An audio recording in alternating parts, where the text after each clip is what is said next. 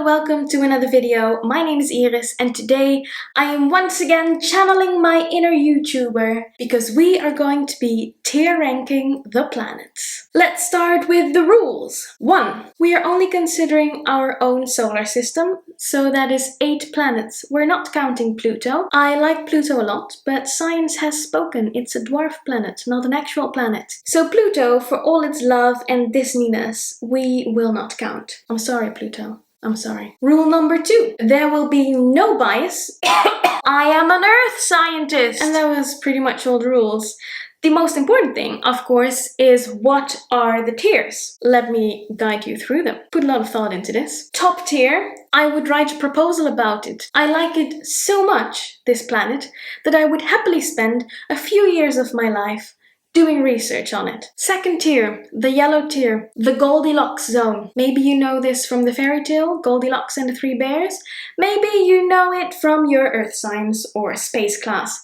Basically, Goldilocks, nasty little girl as she is, she tastes all the things the 3 bears left behind. She sleeps in all their beds, and it's always, ooh, this porridge is too hot, and this porridge is too cold, but this porridge is exactly nice. That is the Goldilocks zone, the sweet spot in the middle.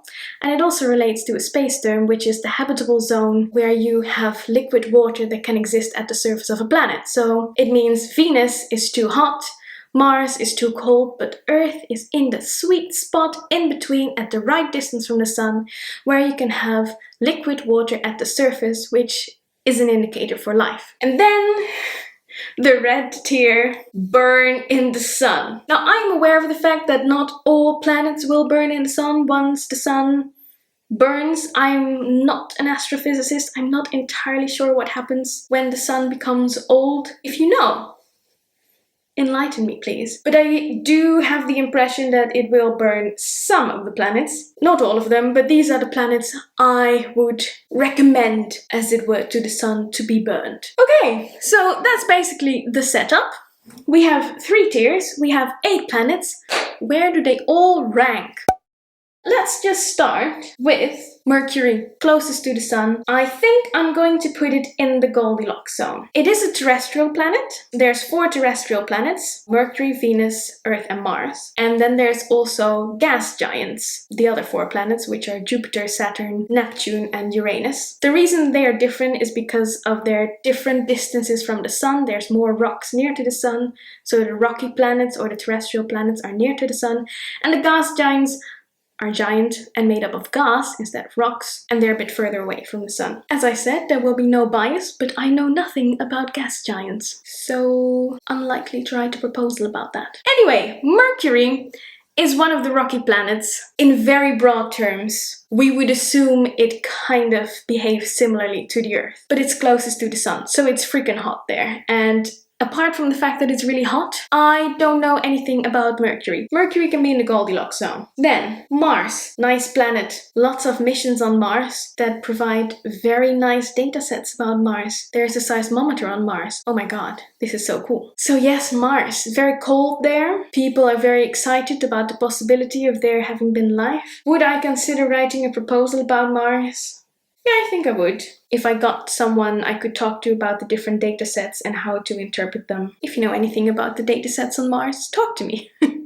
Let's do one of the gas giants next. I think this is Uranus. I need to check that. Yes, this is Uranus. Just a blue blob in the sky. What do I know about Uranus? Well, it's a gas giant, so that means not much. Pronunciation-wise, is not the best. Can lead to awkward conversations. This is basically what I got from Harry Potter, because there they make the joke, and before that I was innocent. It can burn in the sun. I'm sorry, Uranus. Then we have Neptune, also a blue blob, but slightly more texture, some weather patterns, apparently. I mean, I read the Wikipedia page. I really don't know anything about gas giants. I think I like it better than Uranus, because it's a better name. Also, I really like Neptune, like the Roman god, mainly because it's the Roman version of the Greek god Poseidon. And Poseidon is the god of the sea and earthquakes. Hello!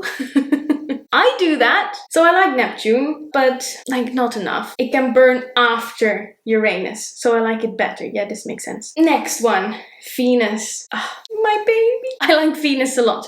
Would I write a proposal about it? Yes, definitely. I would sooner write a proposal about Venus than I would about Mars, so we're gonna change those two up. Why do I like Venus? Well, Venus is the second planet from the Sun, so it's also very hot, much hotter than Earth, but it really is the one that resembles Earth most. Mars is much smaller than the Earth, for example. There are some tiny indications that it might be tectonically active, which is something I find very interesting. Yeah, I would definitely write a proposal about it. In fact, I have many ideas. Love Venus. Excellent, excellent planet.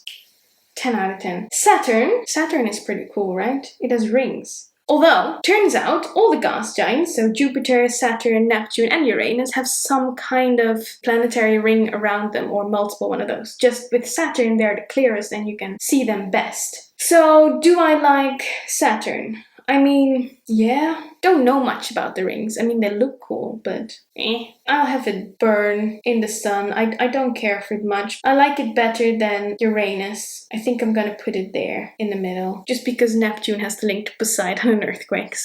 Next, let's do Earth. I've said it before, I am an Earth scientist. What does that mean? That means I would definitely write a proposal about it. And I would sooner write a proposal about it than Mars. In an ideal world where I would know as much about Venus as I do about the Earth, I would write a proposal about Venus sooner than I would write a proposal about Earth. As it stands, I don't think I'd have a shot with a proposal on Venus, simply because it's not truly my expertise yet. Yeah, I don't know, I just love Venus. Venus has got to be number one, and then the Earth can be a very nice second. I do love the Earth. So interesting! So many interesting things happen on here, so many interesting processes. And then we have Jupiter, another gas giant, and I do realize all the gas giants are burning in the sun at the moment. But Jupiter, don't know much about it. The picture is prettier than the other gas giants. But the thing about Jupiter, it has very interesting moons. I looked it up and it has Galilean moons. There are 4 moons that have been discovered by Galileo, hence Galilean moons. And they are Io, Europa, I just looked it up. Io, Europa, Ganymede, and Callisto. Damn it. Io, Europa, Ganymede, and Callisto.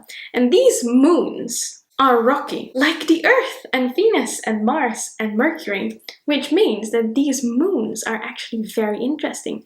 There is ice on some, people like to hypothesize about plate tectonics on others. So, am I interested in Jupiter? Not really. Am I interested in the moons of Jupiter? Hell yes. Yes, please. Would I write a proposal about the moons of Jupiter? I think so. Probably even more than I would write a proposal about Mercury. So I think Jupiter is, just because it has amazing moons, is going to be nicer than Mercury. Who'd have thought? Okay, so end result: Venus, Earth, Mars, Jupiter, Mercury, Neptune, Saturn, and Uranus. There we go. The definite ranking of the planets. I mean, in the end, they're all interesting. I mean, it's space. Come on. Super cool. Yeah, so let me know if you would have done the same. Would you have put Venus first? Is that your favorite planet? And if you have a favorite Jupiterian moon? I guess that's why they called it Galilean. If you have a favorite Galilean moon, do let me know. Thank you very much for watching, and I will see you in the next video. Bye! Because I like Uranus the least. That sounded very weird. Naughty. I haven't really thought about this. It's mainly going to be an exercise in improvisation, if I'm honest. Makes sense. Exciting! And it's red, so fire.